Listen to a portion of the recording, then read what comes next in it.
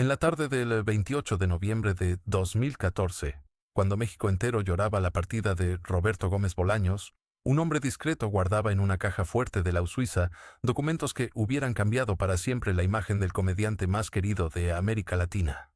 Este hombre, cuyo nombre permanecerá en el anonimato hasta más adelante en esta investigación, había sido testigo directo de acontecimientos que la familia Gómez Bolaños decidió enterrar bajo capas de silencio, contratos de confidencialidad y una narrativa oficial cuidadosamente construida durante 4 décadas. Los archivos existen. Las fotografías existen.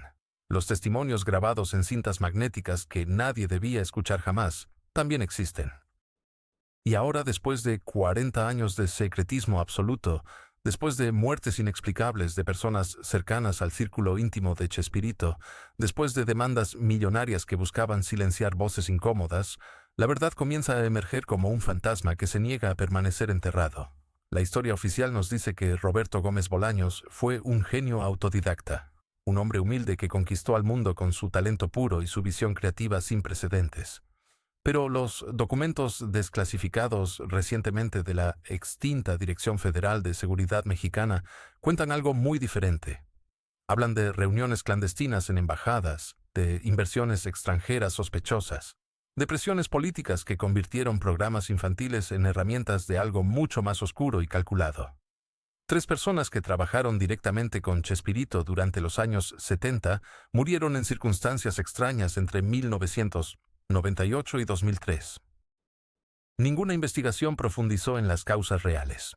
Ningún medio de comunicación importante se atrevió a conectar los puntos. El Imperio Televisa se encargó de que ciertos expedientes desaparecieran de archivos judiciales, de que ciertas entrevistas nunca salieran al aire, de que ciertos nombres jamás fueran pronunciados en público. ¿Qué ocultaba realmente el hombre detrás del Chapulín Colorado? ¿Por qué su ascenso meteórico coincidió exactamente con operaciones de inteligencia extranjera en territorio latinoamericano? La primera vez que alguien pronunció las palabras que cambiarían todo ocurrió en una sala de grabación de Televisa San Ángel, en el verano de 1973. Era un martes sofocante, de esos en que el smog de la Ciudad de México se adhiere a la piel como una segunda capa de realidad. Roberto Gómez Bolaños acababa de terminar una escena particularmente agotadora del programa cuando Enrique Segoviano, su director de fotografía desde los primeros días del Chavo, se le acercó con el rostro descompuesto. Lo que Segoviano había visto a través de la lente de su cámara aquella tarde permanecería como un secreto compartido únicamente con 3 personas más durante las siguientes 4 décadas. Los archivos de producción de ese día desaparecieron misteriosamente una semana después. El material grabado, según los registros oficiales, sufrió un accidente durante el proceso de revelado. Toda la cinta se veló inexplicablemente. Hubo que repetir la escena completa. Pero Segoviano guardó algo que nadie sabía que existía. Un fragmento de película de 16 milímetros que había cortado personalmente y escondido en su maletín antes de que el resto del material fuera destruido. Durante años ese fragmento estuvo oculto en el sótano de la casa de Segoviano en la Colonia del Valle. Únicamente 2 personas más sabían de su existencia: María Antonieta de las Nieves y Ramón Valdés. Los 3 habían firmado un pacto de silencio aquella misma noche, en un restaurante cerrado especialmente para ellos en la Zona Rosa. El dueño del establecimiento, un italiano de apellido Rossini, cerró personalmente las cortinas y se retiró a la cocina. Lo que se discutió en esa mesa durante 5 horas jamás quedó registrado en ninguna parte. O eso creyeron ellos. Porque existía una cuarta persona presente. Un mesero joven de 23 años, llamado Héctor Saldívar, que necesitaba ese trabajo para pagar sus estudios de periodismo en la UNAM. Héctor tenía una memoria extraordinaria y la costumbre de anotar todo lo que escuchaba en un cuaderno de pastas azules que siempre llevaba consigo. Esa noche, mientras servía café y coñac a los 3 actores visiblemente alterados, Héctor llenó 17 páginas con una caligrafía pequeña y apretada. El cuaderno azul existió hasta el 23 de agosto de 1994. Héctor Saldívar, que para entonces era editor de una importante revista de espectáculos, guardaba ese cuaderno en una caja de seguridad en Banamex. La mañana en que decidió finalmente publicar lo que había escuchado 21 años atrás, su cuerpo fue encontrado en su departamento de Polanco. Muerte súbita por paro cardíaco, dictaminó el forense. Tenía 45 años, no fumaba, hacía ejercicio regularmente. El cuaderno azul nunca fue encontrado entre sus pertenencias, pero Héctor había sido precavido. 3 semanas antes de su muerte había enviado una copia fotostática completa del cuaderno a su hermana menor, Guadalupe, quien vivía en Monterrey. La carta que acompañaba ese paquete decía simplemente: «Si algo me pasa, esto debe llegar a manos de alguien que tenga el valor de hacerlo público. Yo ya no puedo vivir con este peso». Guadalupe Saldívar guardó ese sobre cerrado durante 6 años. Lo abrió únicamente después de que un hombre se presentó en su casa una madrugada de diciembre del año 2000. El hombre no dio su nombre, pero le mostró una identificación que ella juró que era de la Dirección Federal de Seguridad, aunque esa institución había sido oficialmente disuelta en 1985.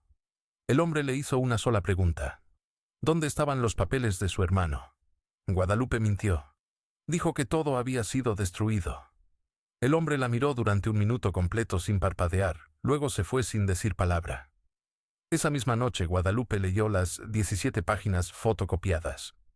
Al amanecer tomó un autobús a la Ciudad de México. El sobre con las copias iba cosido al forro de su abrigo. Su destino era la oficina de un abogado especializado en derechos de autor, un hombre que había trabajado brevemente con Roberto Gómez Bolaños a finales de los años 80, durante las amargas disputas legales con Televisión Independiente de México. Ese abogado, licenciado Arturo Mendizábal, había renunciado abruptamente a la defensa de Chespirito en 1989 y desde entonces se había negado a hablar públicamente sobre su antiguo cliente. Mendizábal recibió a Guadalupe en su oficina de Insurgentes Sur un viernes por la tarde. Ella colocó el sobre el escritorio. Él lo abrió con manos temblorosas. Mientras leía, su rostro pasó por una secuencia de expresiones que Guadalupe describiría después como de incredulidad a horror, de horror a una especie de comprensión terrible. Cuando terminó de leer, el licenciado Mendizábal se quitó los lentes, se frotó los ojos y dijo algo que Guadalupe nunca olvidaría. Entonces era verdad. Dios mío, todo este tiempo era verdad. El licenciado guardó las copias en su caja fuerte personal. Le dijo a Guadalupe que necesitaba tiempo para pensar qué hacer con esa información. Quedaron en verse nuevamente en una semana. Esa reunión nunca ocurrió. 6 días después, Arturo Mendizábal sufrió un accidente automovilístico en el periférico. Su auto se estrelló contra un pilar de concreto a las 3 de la madrugada. No había otros vehículos involucrados. Las autoridades determinaron que se había quedado dormido al volante.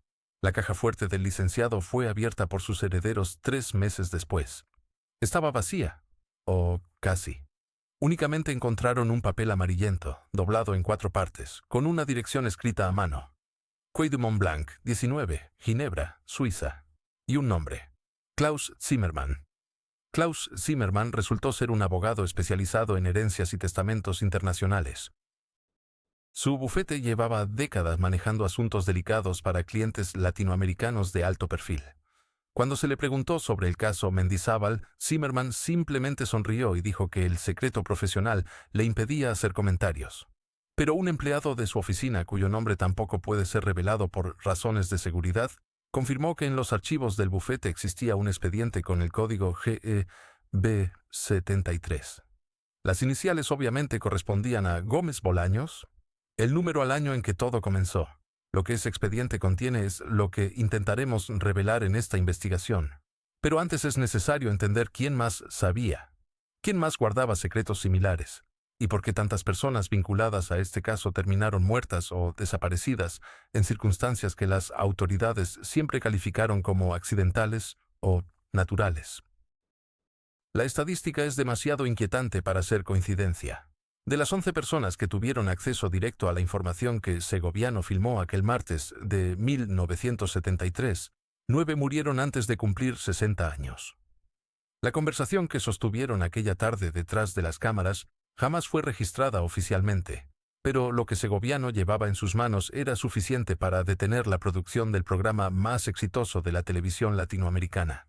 Se trataba de 3 fotografías en blanco y negro, tomadas con una cámara Leica que el director de fotografía había conseguido durante su temporada en Alemania, años atrás, cuando aún trabajaba para producciones cinematográficas europeas.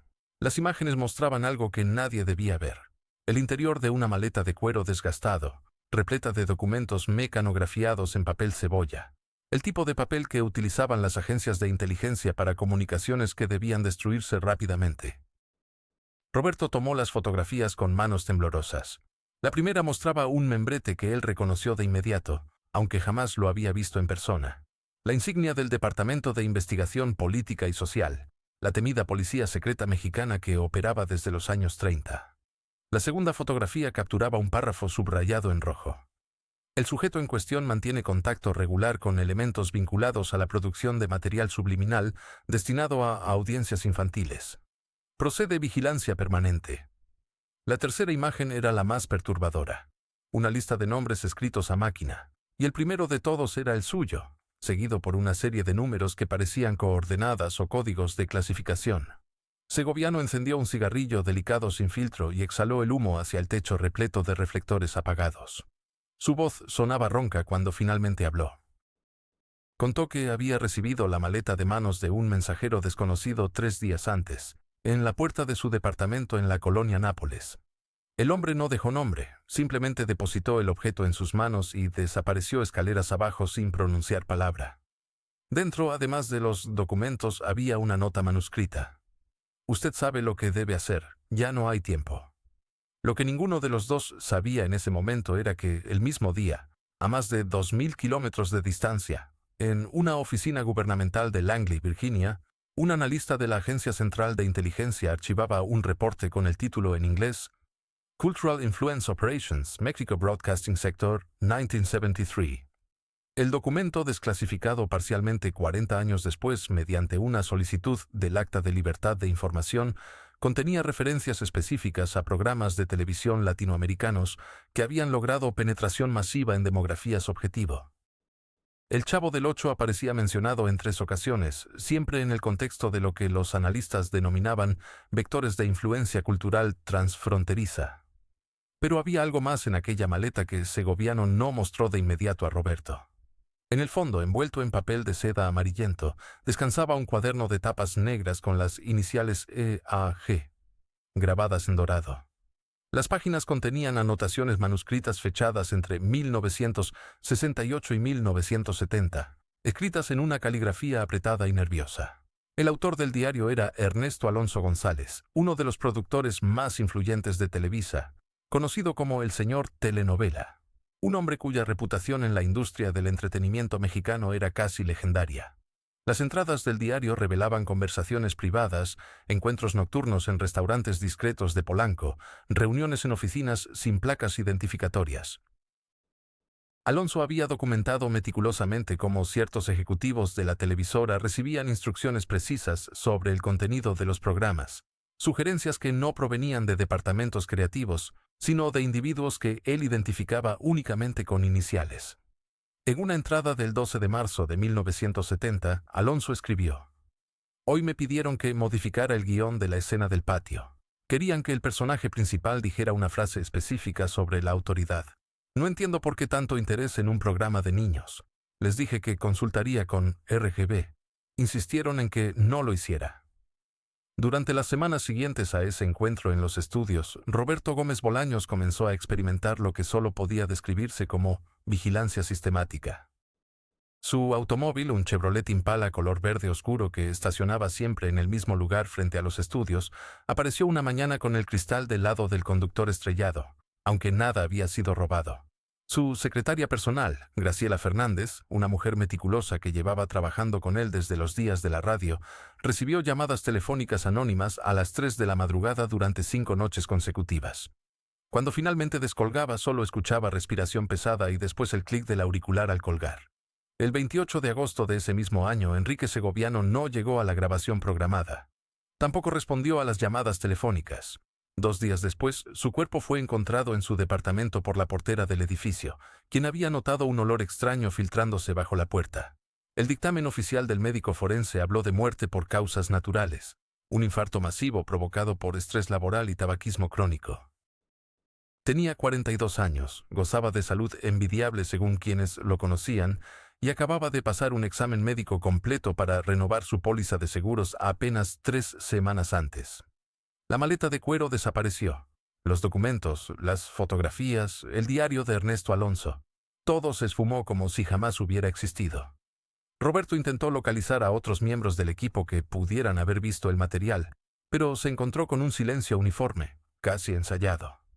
Cuando preguntó directamente a Ramón Valdés sobre si Segoviano le había comentado algo inusual en los días previos a su muerte, el actor lo miró con una expresión que mezclaba miedo y advertencia, y simplemente negó con la cabeza antes de alejarse hacia su camerino. Existía, sin embargo, un testigo que nadie había considerado. María Antonieta de las Nieves guardaba un secreto que no compartiría hasta décadas después, cuando las cámaras ya no grababan y los reflectores se habían apagado para siempre. Ella había visto algo aquella tarde de agosto, algo que la perseguiría durante el resto de su vida. Las imágenes mostraban algo que ningún miembro del equipo de producción debía haber visto jamás. En la primera fotografía, tomada desde un ángulo imposible detrás de la escalera del famoso departamento del señor Barriga, aparecía una figura vestida completamente de negro, con el rostro cubierto por una bufanda oscura, observando fijamente hacia donde Roberto Gómez Bolaños ensayaba sus líneas. La segunda captura revelaba el mismo personaje misterioso en los pasillos de Televisa San Ángel, caminando entre las sombras mientras el resto del equipo almorzaba en la cantina principal.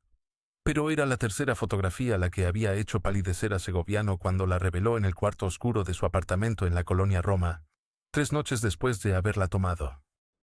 En ella se distinguía claramente a ese mismo individuo entrando en el camerino privado de Chespirito, el único espacio del estudio al que ni siquiera Florinda Meza tenía acceso irrestricto. El director de fotografía había guardado esos negativos durante 48 horas antes de decidirse a mostrarlos. Durante ese tiempo consultó con un antiguo colega suyo que trabajaba en el departamento de seguridad del edificio, un hombre nervioso llamado Esteban Maldonado, que había sido agente de la Dirección Federal de Seguridad antes de retirarse y buscar empleos menos comprometedores. Maldonado estudió las fotografías con una lupa de joyero, y cuando finalmente levantó la vista, sus manos temblaban de forma casi imperceptible.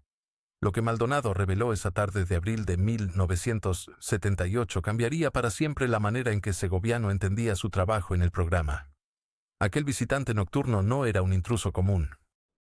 Las credenciales que portaba, apenas visibles en una ampliación extrema de la segunda fotografía, mostraban el sello inconfundible de una agencia gubernamental que oficialmente no existía en los registros públicos mexicanos.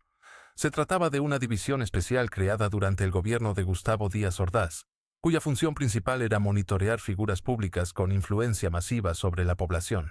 Y Roberto Gómez Bolaños, con su alcance de millones de televidentes cada semana, representaba exactamente ese tipo de figura. Pero la vigilancia no era el único propósito de aquellas visitas clandestinas. Maldonado conocía de primera mano, por sus años en el servicio, que existía un programa clasificado bajo el nombre Código Proyecto Sintonía, diseñado para insertar mensajes específicos en contenidos de entretenimiento popular. La idea, según documentos internos que Maldonado había logrado fotocopiar antes de su retiro forzoso, era utilizar la televisión como herramienta de control social sutil, moldeando actitudes y comportamientos a través de narrativas cuidadosamente diseñadas. El Chavo del Ocho, con su audiencia masiva que se extendía desde México hasta Argentina, desde Colombia hasta España, era el vehículo perfecto para tales propósitos. Las instrucciones llegaban en sobres manila sin remitente, dejados en el camerino de Chespirito durante las madrugadas. Nadie del equipo técnico los veía entrar. Nadie del personal de limpieza los encontraba jamás. Simplemente aparecían sobre el escritorio de madera donde Roberto ensayaba sus guiones, siempre antes del amanecer, siempre sellados con lacre rojo. El contenido de esos documentos nunca fue compartido con el resto del equipo creativo, pero quienes trabajaban más cerca del comediante comenzaron a notar cambios sutiles en los libretos. Episodios que habían sido escritos de una manera aparecían modificados en la versión final, con diálogos ligeramente alterados, situaciones ajustadas, mensajes que parecían dirigirse a algo más allá del simple entretenimiento infantil. María Antonieta de las Nieves recordaría años después, en una entrevista nunca publicada que dio a un periodista independiente llamado Javier Solórzano, que Roberto se volvió cada vez más hermético respecto a los cambios de último minuto en los guiones. Cuando ella cuestionaba por qué la Chilindrina debía decir ciertas líneas de una forma específica, él simplemente respondía que así funcionaba mejor para la narrativa. Pero en sus ojos, según el testimonio de la actriz, había algo más, una sombra de inquietud que nunca antes había estado presente. El 22 de junio de 1979, exactamente 1 año y 2 meses después de que Segoviano tomara aquellas fotografías comprometedoras, Esteban Maldonado fue encontrado muerto en su apartamento de la colonia Narvarte. El reporte oficial del Ministerio Público determinó que se trataba de un infarto fulminante, a pesar de que el hombre tenía apenas 43 años y gozaba de excelente salud cardiovascular según sus últimos chequeos médicos. No hubo autopsia profunda. El cuerpo fue cremado 24 horas después del hallazgo, con una velocidad inusual incluso para los estándares de la época. Los familiares de Maldonado, cuando fueron contactados décadas más tarde por investigadores independientes, afirmaron que nunca recibieron las cenizas prometidas. 3 días después del funeral apresurado de Maldonado, Segoviano recibió una llamada anónima en su casa. La voz al otro lado de la línea era masculina, calmada, casi cortés. Le sugirió que olvidara las fotografías que había tomado, que destruyera los negativos, que nunca mencionara lo que había visto en los pasillos de Televisa. No hubo amenazas explícitas, no fue necesario. El mensaje era suficientemente claro. Esa misma noche Segoviano quemó 2 de los 3 juegos de negativos que había preparado. El tercero lo escondió en un lugar que consideró seguro, dentro de una lata de película de 16 milímetros marcada como material descartado, almacenada en los archivos del sótano del edificio donde nadie jamás buscaría. Mientras tanto, en el set de grabación, Roberto Gómez Bolaños continuaba siendo el genio cómico que todos admiraban, el creador incansable de personajes entrañables que hacían reír a generaciones enteras. Pero quienes lo conocían íntimamente comenzaron a notar señales de agotamiento que iban más allá del cansancio físico de las largas jornadas. Florinda Mesa comentó en privado con Rubén Aguirre que Roberto había comenzado a tener insomnio, que pasaba las noches despierto escribiendo obsesivamente, como si tratara de cumplir con algún plazo invisible que solo él conocía. Los sobres Manila seguían llegando cada vez con mayor frecuencia. La muerte de Enrique Segoviano en el invierno de 1989 cambió todo. El asistente de dirección, quien había guardado las fotografías en su casa de la Colonia del Valle durante casi 2 décadas, fue encontrado en su departamento sin signos aparentes de violencia. El certificado oficial mencionaba un infarto fulminante. Tenía 43 años y gozaba de perfecta salud según su médico personal, el doctor Arturo Mendizábal, quien años después confesaría a un periodista bajo estricto anonimato que jamás encontró señales de enfermedad cardiovascular en los exámenes previos. La autopsia fue sorprendentemente rápida, el cuerpo cremado apenas 48 horas después del hallazgo, siguiendo instrucciones que nadie en su familia había dado. Lo verdaderamente perturbador surgió cuando la hermana de Segoviano intentó acceder al departamento. La cerradura había sido cambiada. Cuando finalmente logró entrar con ayuda de un cerrajero y la policía ministerial, descubrió que alguien había revisado meticulosamente cada rincón. Los cajones permanecían abiertos, las cajas de cartón del closet volcadas sobre la cama, los libros tirados en el piso de la sala. Faltaban únicamente 3 cosas: su agenda personal, una caja metálica donde guardaba documentos importantes y el sobre Manila que contenía las fotografías del hombre de negro. La hermana lo sabía porque Enrique le había mostrado ese sobre 2 semanas antes de morir, advirtiéndole que si algo le ocurría, debía contactar a Florinda Mesa directamente. Pero Florinda Mesa nunca recibió ese mensaje. La hermana de Segoviano desapareció del mapa en marzo de 1990, apenas 3 meses después del funeral. Su esposo reportó la desaparición, pero las autoridades clasificaron el caso como abandono voluntario del hogar. Nunca se abrió una investigación formal. Nunca se buscó realmente. El esposo, aterrorizado por las llamadas nocturnas en las que una voz masculina le advertía que olvidara el asunto si valoraba la vida de sus hijos, guardó silencio durante 30 años. Recién en el 2020, ya anciano y enfermo terminal, grabó un testimonio en video donde reveló todos estos detalles. Un video que circuló brevemente en redes sociales antes de ser eliminado sistemáticamente de cada plataforma donde aparecía. Mientras tanto, en los estudios de Televisa, la presencia del hombre de negro continuaba manifestándose de formas cada vez más inquietantes. María Antonieta de las Nieves recordaría en una entrevista de 1993, rápidamente archivada y nunca transmitida, cómo en una ocasión durante la grabación de un episodio de El Chavo en 1980, Roberto Gómez Bolaños se detuvo abruptamente en mitad de una escena. Palideció de forma dramática, mirando fijamente hacia las sombras del set, más allá de las luces principales. Pidió un receso de 20 minutos sin dar explicaciones.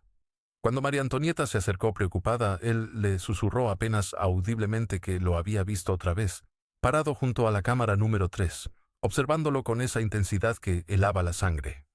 El director de fotografía en ese momento, un veterano llamado Gustavo Carrión, confirmó años más tarde que efectivamente había alguien en esa zona del estudio, alguien que no debía estar allí. Cuando intentó acercarse para preguntar quién era y qué hacía en el set cerrado, la figura simplemente retrocedió hacia el pasillo oscuro que conectaba con los camerinos antiguos. Carrión lo siguió, pero cuando giró la esquina, el corredor estaba completamente vacío. Las únicas puertas a los lados permanecían cerradas con llave desde el exterior. No había forma de que alguien hubiera escapado en esos segundos. Lo que nadie supo en su momento fue que Roberto había comenzado a recibir mensajes. Notas escritas a máquina, sin firma, sin remitente, que aparecían en lugares imposibles. Dentro de su camerino cerrado con llave. Entre las páginas del guión que llevaba personalmente desde su casa. Una vez increíblemente doblada dentro del sándwich que su esposa le había preparado esa misma mañana. Los mensajes eran siempre breves, crípticos, amenazantes en su ambigüedad. Uno decía simplemente, «Sabemos lo que hiciste en Acapulco». Otro advertía, «Los secretos del 56 no pueden permanecer enterrados para siempre». Un tercero, quizá el más perturbador, consistía en una sola línea. «Tu hijo no está a salvo mientras hables». Florinda Mesa encontró una de esas notas en 1982, cuando buscaba un bolígrafo en el escritorio de Roberto en su casa de Pedregal. La nota mencionaba un nombre que ella jamás había escuchado, Magdalena Ochoa. Cuando le preguntó a Roberto quién era esa mujer, él se puso lívido, le arrebató el papel de las manos y lo quemó inmediatamente en el cenicero. Le ordenó con una dureza que ella nunca antes había presenciado en él que jamás volviera a mencionar ese nombre. Jamás. Florinda obedeció, pero la semilla de la duda había sido plantada. La investigación privada que Florinda contrató en secreto en 1983 reveló información fragmentaria y desconcertante. Magdalena Ochoa había sido una joven actriz de teatro en la Ciudad de México durante la década de los 50. Prometedora, hermosa, con conexiones en el ambiente artístico e intelectual de la época. Apareció muerta en su departamento de la colonia Roma en agosto de 1956. La versión oficial hablaba de suicidio por ingesta de barbitúricos. Pero el investigador privado, un ex agente judicial llamado Héctor Villarreal, descubrió inconsistencias alarmantes en el expediente. La escena había sido alterada antes de que llegara la policía. Testigos del edificio mencionaron haber visto a dos hombres salir del departamento la noche anterior. El informe forense original desapareció misteriosamente de los archivos, reemplazado por una versión resumida que omitía detalles cruciales sobre las marcas en el cuerpo. Villarreal también descubrió algo más. Roberto Gómez Bolaños había asistido a una fiesta en ese mismo edificio la noche de la muerte de Magdalena. Era apenas un joven guionista de radio entonces, comenzando a hacerse un nombre en el medio. Varios testigos lo ubicaron allí, aunque todos los registros oficiales fueron convenientemente purgados. El investigador logró entrevistar a una anciana que había vivido en el edificio durante esos años. Ella recordaba perfectamente esa noche porque los gritos la despertaron. Gritos de mujer, provenientes del departamento de Magdalena. Luego silencio. Luego pasos apresurados bajando las escaleras. Cuando Villarreal intentó profundizar en la conexión entre Roberto y Magdalena, comenzó a recibir amenazas. Primero llamadas telefónicas a medianoche, luego seguimientos en la calle. Finalmente una golpiza brutal en un estacionamiento subterráneo que lo dejó hospitalizado durante 2 semanas. Abandonó el caso inmediatamente después de recuperarse. Devolvió el dinero a Florinda y se mudó a Guadalajara. Antes de irse le entregó a ella un sobre con todas las copias de su investigación y una advertencia. Hay gente muy poderosa interesada en que esta historia permanezca muerta. Gente con recursos ilimitados y 0 escrúpulos. Si valoras tu vida y la de Roberto, olvida todo esto. Pero olvidar era imposible. Porque en 1985, durante una ceremonia privada en la casa de Roberto para celebrar el aniversario de El Chavo del Ocho, ocurrió algo que confirmaría los peores temores de Florinda. Un invitado de último momento llegó sin anuncio previo. Un hombre mayor, elegantemente vestido, que se presentó simplemente como un viejo amigo de tiempos difíciles. Roberto palideció al verlo, pero lo recibió con cortesía forzada. Hablaron a solas en el estudio durante casi 1 hora. Cuando el visitante se marchó, Roberto permaneció encerrado allí hasta el amanecer. Florinda lo encontró sentado en la oscuridad, con la mirada perdida, temblando ligeramente. Le dijo solo una cosa antes de irse a dormir. Nunca podremos escapar realmente del pasado. Nunca. El doctor Arturo Mendizábal vivió los siguientes 12 años bajo el peso de un secreto que lo consumía desde adentro. En las tardes de otoño, cuando la luz entraba oblicua por las ventanas de su consultorio en la calle de Insurgentes, solía quedarse mirando fijamente el certificado de defunción que había firmado aquella noche de febrero. La firma temblaba ligeramente en el papel oficial. No era la suya habitual. Durante años el médico mantuvo un silencio sepulcral. Atendía a sus pacientes con la profesionalidad de siempre. Sonreía en las reuniones familiares. Celebraba la Navidad con sus nietos. Pero en las noches, cuando el consultorio quedaba vacío y las enfermeras se marchaban a casa, Mendizábal abría el cajón inferior de su escritorio y extraía un sobre manila que contenía 3 hojas mecanografiadas. Las leía una y otra vez, como si buscara en ellas una absolución que nunca llegaría. El sobre había aparecido en su buzón 2 días después de la muerte de Enrique Segoviano. No tenía remitente. El sello postal estaba borroso intencionalmente. Las hojas contenían instrucciones precisas. ¿Qué declarar? ¿Qué omitir? ¿Qué firmar? Al final una frase escrita a mano con tinta verde. Su familia estará a salvo si coopera. La memoria también es un privilegio que se puede perder. Mendizábal sabía exactamente a qué se referían. Su hijo mayor, Eduardo, trabajaba como técnico de sonido en Televisión Independiente de México. Era un muchacho brillante de 26 años que acababa de casarse y esperaba su primer hijo. La amenaza no necesitaba ser más explícita. Pero en el año 2001, cuando el médico enfrentó su propio diagnóstico terminal, decidió que el silencio había durado demasiado. El cáncer de páncreas le daba, según sus propios cálculos, no más de 4 meses de vida. Contactó a Jaime Guerrero, un periodista de investigación que había ganado reconocimiento por desentrañar casos de corrupción política durante los años del cambio de siglo. El encuentro ocurrió en un café de la colonia Roma, un lugar discreto donde los parroquianos hablaban en voz baja y la música de fondo ahogaba las conversaciones. Mendizábal llegó con un maletín de cuero gastado. Dentro estaban el sobre manila original, fotografías que nadie había visto jamás, y un cuaderno donde había documentado cada detalle de aquella noche de febrero. Enrique Segoviano no murió de un infarto, comenzó el médico, su voz apenas un susurro rasposo. Cuando llegué a su departamento encontré el cuerpo ya frío. Tenía una marca diminuta detrás de la oreja izquierda. Una punción perfecta, profesional. En la mesita de noche había un vaso con restos de whisky. Lo olí. Reconocí el aroma inmediatamente. Pentobarbital sódico mezclado con cloruro de potasio. Una combinación letal que simula un paro cardíaco. Imposible de detectar si no sabes qué buscar. Guerrero tomaba notas con manos temblorosas. Le mostró al médico una fotografía que había conseguido semanas atrás. Era Segoviano en una fiesta de Televisa, sonriente, rodeado de técnicos y actores. La fecha al reverso. 12 de febrero de 1989. 3 días antes de su muerte. Hay más, continuó Mendizábal. Extrajo del cuaderno una serie de recortes de periódico. Todos databan de aquellos meses posteriores a la muerte del asistente de dirección. El 23 de marzo, un técnico de iluminación llamado Rodrigo Palacios murió en un accidente automovilístico en la carretera a Cuernavaca. El 8 de abril, la secretaria de producción Marta Solís desapareció sin dejar rastro. Sus familiares presentaron denuncia, pero el caso se archivó con inusual rapidez. El 17 de mayo, el editor de video Armando Vélez sufrió una caída fatal desde el balcón de su departamento en el 6º piso. El reporte policial determinó suicidio por depresión. 4 personas, todas vinculadas directamente a las grabaciones de 1971, todas fallecidas en un lapso de 3 meses. Guerrero sintió un escalofrío que le recorrió la espalda. ¿Quién más lo sabe? Mendizábal cerró los ojos.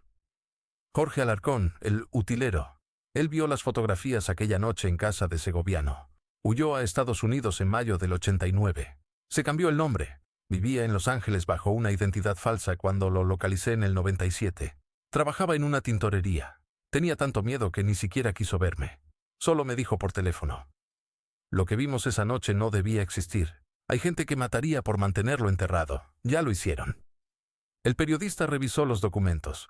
Había copias de certificados de defunción, reportes policiales, notas periodísticas breves que apenas merecieron un párrafo en las páginas interiores de los diarios.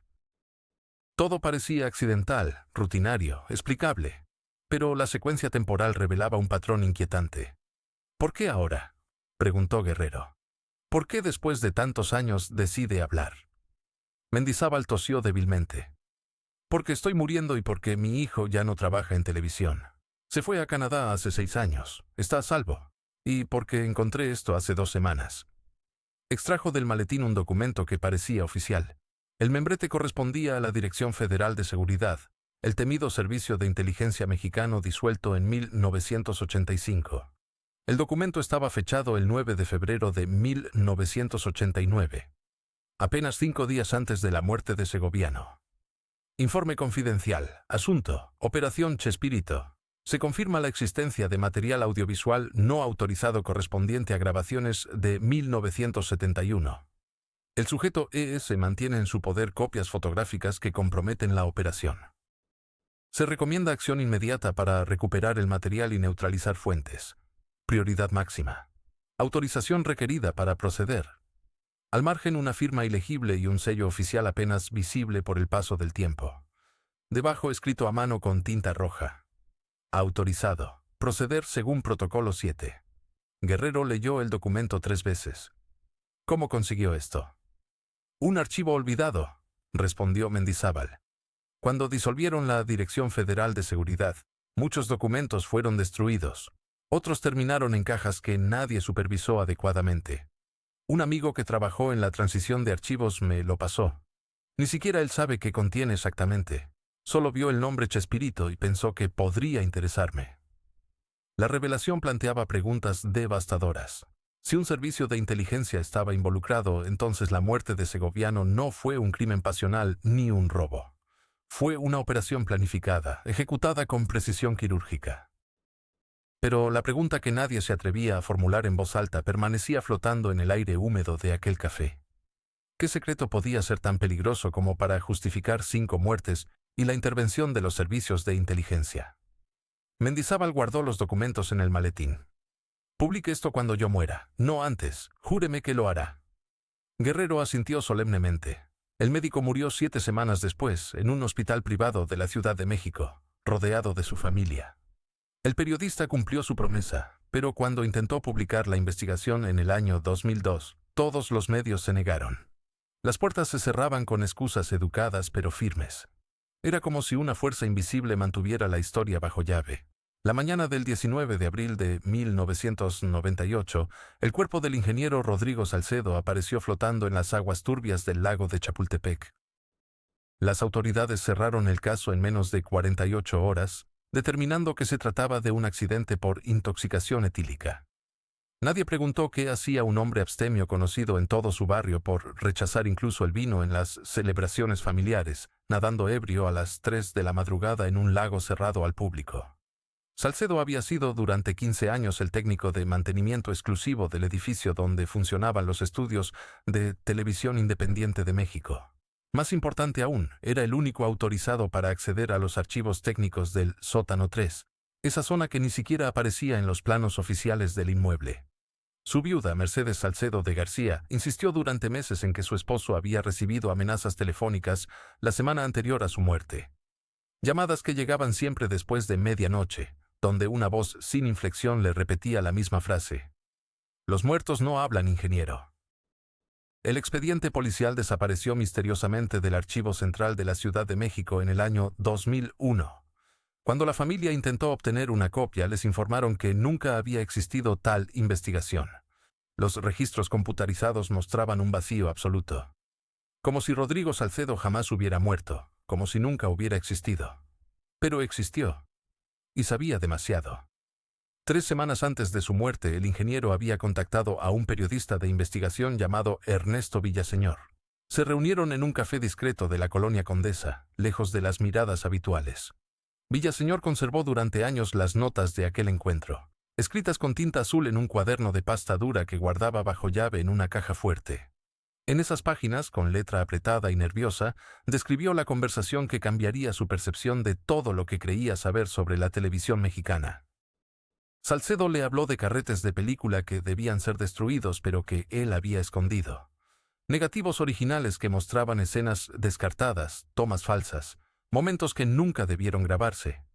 Le contó sobre una noche de enero del año 1974, cuando fue llamado de emergencia al estudio porque había problemas con el sistema eléctrico. Al llegar encontró las luces encendidas en el foro principal, a pesar de que se suponía que nadie debía estar trabajando. Lo que vio esa noche, susurrando sobre la taza de café ya frío, le heló la sangre a Villaseñor. Salcedo describió una escena que parecía sacada de una pesadilla. Técnicos moviendo equipos con urgencia nerviosa, personal de limpieza lavando el piso con cepillos y cloro, y un hombre vestido con el característico uniforme del Chapulín Colorado sentado en una silla, con la máscara en las manos, llorando en silencio mientras dos personas con trajes oscuros hablaban por radios portátiles. El ingeniero le entregó a Villaseñor un sobre manila sellado.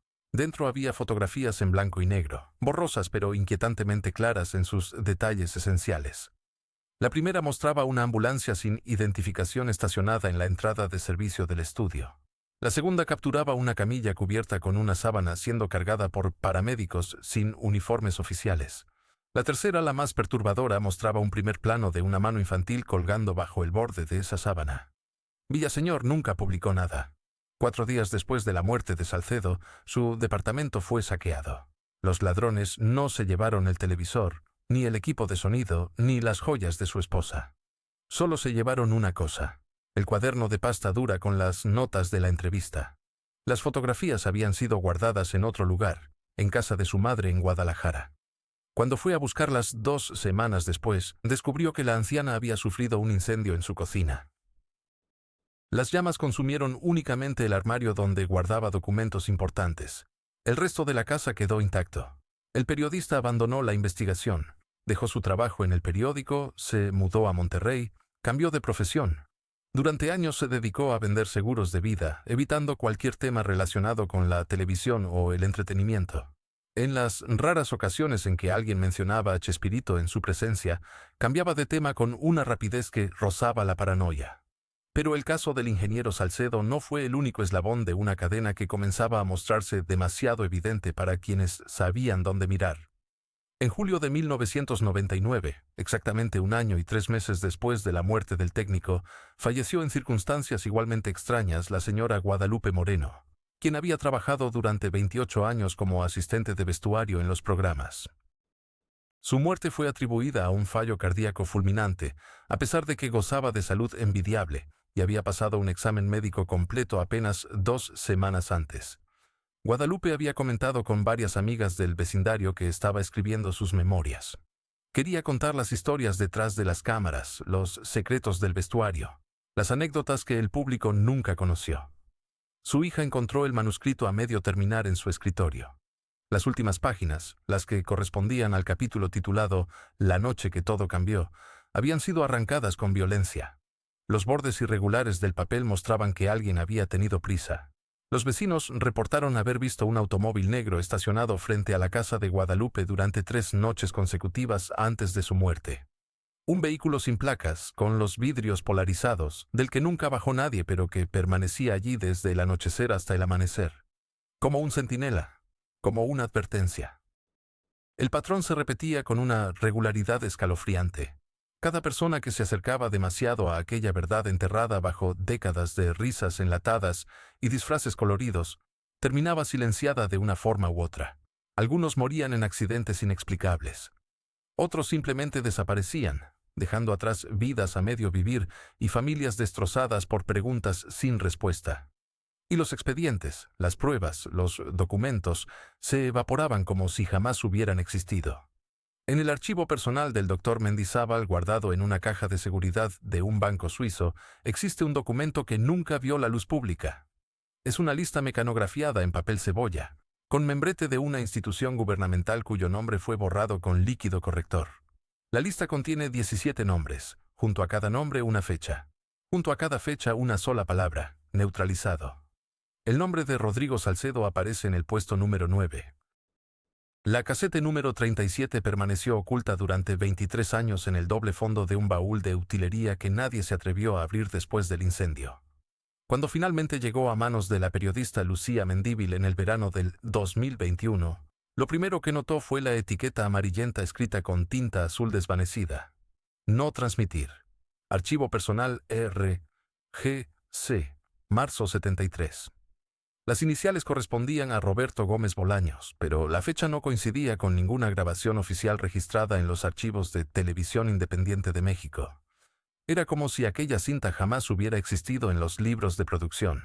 Mendívil colocó la caseta en un reproductor antiguo que había conseguido en el mercado de Lagunilla. Los primeros segundos mostraban estática, interferencias que parecían deliberadas, como si alguien hubiera intentado borrar el contenido sin conseguirlo del todo. Luego emergió la voz inconfundible de Chespirito, pero no era la voz jovial y optimista que millones conocían. Era una voz quebrada, cargada de urgencia, casi susurrante, como si temiera ser escuchado incluso dentro de su propia casa. Hablaba directamente a la cámara, sin maquillaje, sin vestuario, sin el escenario colorido que lo había hecho famoso. Detrás de él se distinguía apenas una pared descascarada y una ventana cubierta con periódicos. Si alguien está viendo esto, significa que ya no estoy en posición de contar la verdad por mi propia cuenta. Comenzaba diciendo en la grabación: lo que voy a revelar ahora debió salir a la luz hace años, pero me obligaron a guardar silencio. Me dijeron que mi familia correría peligro. Me dijeron que mi carrera terminaría, y tenían razón en ambas cosas. La cámara temblaba ligeramente como sostenida por manos inseguras. En febrero del 73 me reuní con 3 hombres que nunca me dieron sus nombres reales. Llegaron a mi oficina sin cita previa, después de que todos se habían ido. Sabían cosas que nadie debería saber. Sabían sobre los documentos que había recibido. Sabían sobre mis conversaciones con Salcedo. Sabían hasta lo que había cenado la noche anterior. La periodista Mendívil hizo una pausa en la reproducción. Su pulso se había acelerado. Aquello no podía ser una falsificación. La voz, los gestos, el tono de desesperación contenida en cada palabra eran demasiado auténticos para ser actuados. Continuó escuchando mientras tomaba notas febriles en un cuaderno que pronto se llenaría de preguntas sin respuesta. Me mostraron fotografías, seguía Chespirito en la grabación. Fotografías de mi esposa saliendo de la escuela con nuestros hijos. Fotografías de mi madre en el mercado. Fotografías de mis hermanos en sus lugares de trabajo. No dijeron nada explícito, pero el mensaje era cristalino como el hielo. Me entregaron un sobre manila con instrucciones específicas. Debía incorporar ciertos elementos en mis programas, ciertas palabras, ciertos personajes, ciertas situaciones. Me dijeron que era por seguridad nacional, que había amenazas que el público no comprendería. Dijeron que mi programa llegaba a millones de hogares, que tenía una influencia que debía ser utilizada de manera responsable. En ese momento de la grabación, Roberto Gómez Bolaños se levantaba de la silla y caminaba hacia la ventana cubierta. Su silueta se recortaba contra la luz filtrada. Al principio pensé que estaban locos, que se trataba de algún tipo de broma macabra, pero entonces mencionaron el nombre de Rodrigo Salcedo. Dijeron que él había sido demasiado curioso, que había hecho preguntas inconvenientes, que había intentado contactar a periodistas extranjeros. No dijeron qué le había pasado, pero tampoco fue necesario. Sus ojos me lo dijeron todo.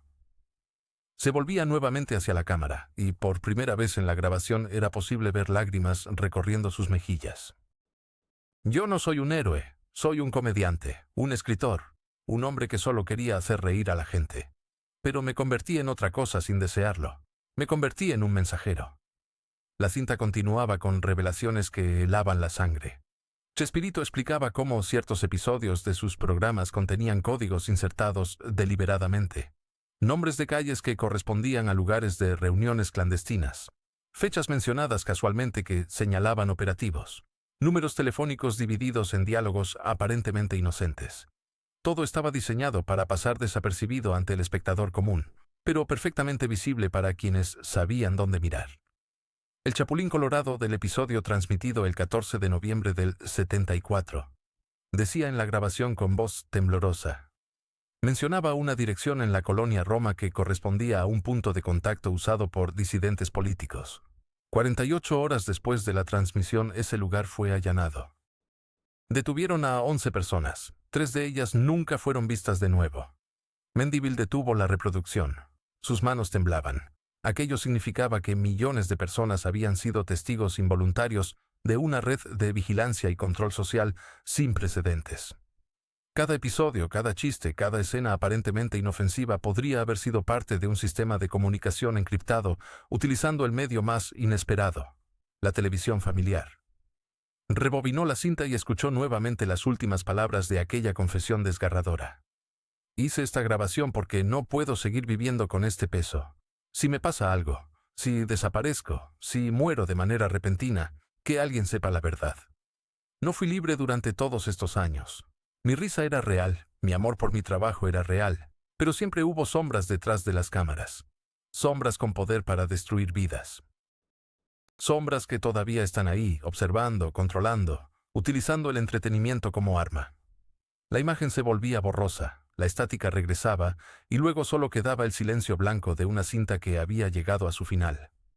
La periodista guardó la caseta en un lugar seguro y comenzó a investigar. Los archivos de televisión independiente mostraban inconsistencias extrañas en las fechas de producción de varios episodios. Había lagunas en los registros, páginas faltantes, documentos que habían sido eliminados sin explicación oficial. Cuando intentó contactar a técnicos y productores que trabajaron en aquella época, descubrió que muchos habían muerto en circunstancias dudosas, accidentes de tráfico inexplicables, infartos súbitos en personas saludables, desapariciones que nunca se investigaron con seriedad. El patrón era demasiado evidente para ser coincidencia. La mañana del 12 de octubre del 2023, Lucía Mendívil recibió una llamada que jamás esperó. La voz al otro lado de la línea era rasposa, cansada, con el acento inconfundible de alguien que había vivido demasiado y guardado demasiados secretos. El hombre se identificó simplemente como Augusto, sin apellido, sin explicaciones. Dijo que había trabajado en Televisa durante 42 años, desde los días en que el edificio aún olía a pintura fresca y las cámaras pesaban como ataúdes. Dijo que había visto cosas que nadie más debía ver. Se encontraron 3 días después en un café de la colonia Roma, uno de esos lugares olvidados donde el tiempo parece haberse detenido en los años 80. Augusto llegó con un sobre manila gastado, las esquinas dobladas por el paso de las décadas. Dentro había fotografías. No eran las imágenes publicitarias que todos conocían, no eran las sonrisas ensayadas para las revistas. Eran instantáneas tomadas en los pasillos oscuros de los estudios, en las salas de edición, en lugares donde las cámaras oficiales nunca entraban. Una de las fotografías mostraba a Roberto Gómez Bolaños en una sala que Lucía no reconoció de inmediato. Estaba sentado frente a una mesa cubierta de papeles, pero su expresión no era la del genio creativo en pleno proceso de escritura. Era la expresión de un hombre acorralado. Detrás de él, apenas visible en las sombras, se distinguía la silueta de otro hombre. Alto, delgado, con lentes oscuros a pesar de estar en un espacio cerrado. Augusto señaló la figura con un dedo tembloroso. Ese hombre apareció en los estudios durante el año 73, explicó. Nadie sabía exactamente quién era, pero todos entendían que no se le hacían preguntas. Llegaba en automóviles sin placas, siempre acompañado por otros 2 hombres que esperaban en los pasillos. Las reuniones con Roberto duraban horas. Cuando salían el comediante lucía pálido, descompuesto, como si le hubieran arrebatado algo fundamental. El nombre del visitante misterioso nunca apareció en ningún documento oficial de la televisora. Pero Augusto había escuchado fragmentos de conversaciones, susurros entre técnicos que desaparecían de un día para otro sin dejar rastro. El hombre pertenecía a una división especial de inteligencia, una de esas agencias cuya existencia el gobierno mexicano negaba públicamente pero que operaba desde las sombras del poder. Su misión era simple y aterradora, controlar las narrativas que millones de mexicanos consumían cada semana. La casete número 37 contenía la prueba definitiva de esa intervención.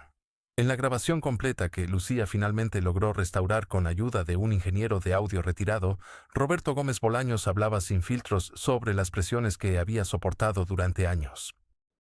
Mencionaba nombres que Lucía tuvo que verificar en archivos periodísticos desclasificados. Funcionarios de la Secretaría de Gobernación, directivos de Televisa con vínculos directos al partido en el poder, intermediarios que transmitían órdenes precisas sobre qué temas eran permitidos y cuáles estaban absolutamente prohibidos. La pobreza podía ser cómica, decía Roberto en la grabación, su voz cargada de una amargura que nunca mostró en público. La injusticia social podía ser materia de sketches ingeniosos. Pero jamás, bajo ninguna circunstancia, se podía cuestionar la estructura que mantenía esa pobreza en su lugar.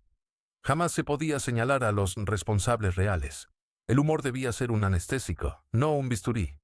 Augusto reveló algo más perturbador. Durante el año 77 Roberto intentó producir un programa diferente. Un programa que mantenía el humor característico pero que introducía elementos de crítica social más directa. Personajes que cuestionaban abiertamente la corrupción. Situaciones que reflejaban las contradicciones del sistema político mexicano. Escribió 6 episodios completos. Los ensayó con su elenco habitual. Incluso grabó un piloto. Ese piloto desapareció de los archivos de Televisa 24 horas después de su grabación. Los técnicos que participaron en la producción fueron reasignados a otros proyectos en diferentes ciudades. Uno de ellos, un camarógrafo llamado Ernesto Villalobos, murió en un accidente automovilístico 3 semanas después, en circunstancias que el informe policial describió como sospechosas pero no concluyentes. Su viuda recibió una compensación generosa de la empresa, con la condición de firmar un acuerdo de confidencialidad que aún hoy permanece vigente. Lucía localizó a la hija de Villalobos, una mujer de 60 años que vivía en Guadalajara y que accedió a hablar solo bajo condición de anonimato. Su testimonio fue escalofriante. Su padre, dijo, llegó a casa la noche antes del accidente visiblemente asustado. Le confesó a su esposa que había visto algo que no debía ver, que había grabado algo que ponía en peligro no solo su empleo, sino su vida.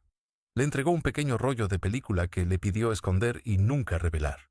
Esa película desapareció durante el caos posterior a su muerte, posiblemente confiscada por las mismas personas que orquestaron el accidente. El legado final de Roberto Gómez Bolaños no es solo la risa de generaciones, es también el silencio que eligió mantener, el precio que pagó por su supervivencia en una industria controlada por fuerzas que jamás aparecieron en los créditos. Cuando murió en el 2014 se llevó secretos que hubieran reescrito la historia de la televisión mexicana. Pero dejó pistas, fragmentos, voces grabadas en casetes olvidadas que ahora emergen como testimonios de una verdad que siempre estuvo ahí, oculta detrás de las carcajadas.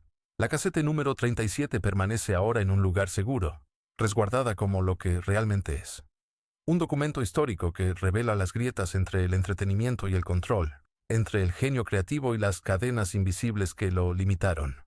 La pregunta ya no es qué ocultó Chespirito, sino cuántos otros artistas de su generación vivieron atrapados en el mismo pacto silencioso, sacrificando verdades por la ilusión de libertad creativa. Lucía Mendívil permanece sentada frente a su escritorio, con las manos apoyadas sobre el borde de madera desgastada, contemplando los documentos que Augusto le entregó aquella tarde de octubre. Han pasado meses desde su primer encuentro en el Café Silencioso de Coyoacán, meses en los que cada nuevo hallazgo parecía abrir una puerta que conducía no a respuestas, sino a laberintos más oscuros y sinuosos. Los archivos desclasificados, las fotografías borrosas, los testimonios recogidos en grabadoras oxidadas, todo apunta hacia una verdad que nadie quiso pronunciar durante 4 décadas completas. Roberto Gómez Bolaños no fue únicamente el genio cómico que conquistó generaciones enteras en 22 países.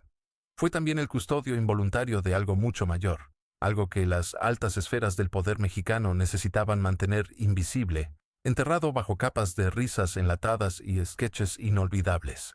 La periodista cierra la última carpeta, consciente de que ciertos nombres nunca podrán ser revelados, que determinadas conexiones permanecerán en las sombras porque hay fuerzas que aún operan, que aún vigilan. Augusto desapareció 3 semanas después de su último encuentro. Su teléfono quedó desconectado. Su departamento en la colonia Roma fue vaciado durante una noche sin luna, sin testigos, sin preguntas. Lucía sabe que jamás volverá a saber de él. Sabe también que esta investigación no termina aquí, que apenas ha rozado la superficie de un misterio que continúa respirando, latiendo, esperando. La verdad sobre Chespirito permanece clasificada, fragmentada, repartida entre archivos gubernamentales inaccesibles y memorias que se apagan lentamente en geriátricos olvidados. Tal vez nunca sabremos todo. Tal vez esa sea precisamente la intención. Si esta investigación te ha estremecido tanto como a nosotros, si crees que estas historias merecen ser contadas, ayúdanos a seguir descubriendo lo que permanece oculto. Suscríbete al canal para no perderte ninguna revelación futura. Déjanos un like si consideras que esta verdad debía salir a la luz. Y, por favor, comparte en los comentarios tu propia opinión, tus teorías, tus sospechas. Porque las grandes verdades nunca son descubiertas por una sola persona. Se construyen entre todos, palabra por palabra, testimonio por testimonio, hasta que finalmente lo prohibido deja de serlo.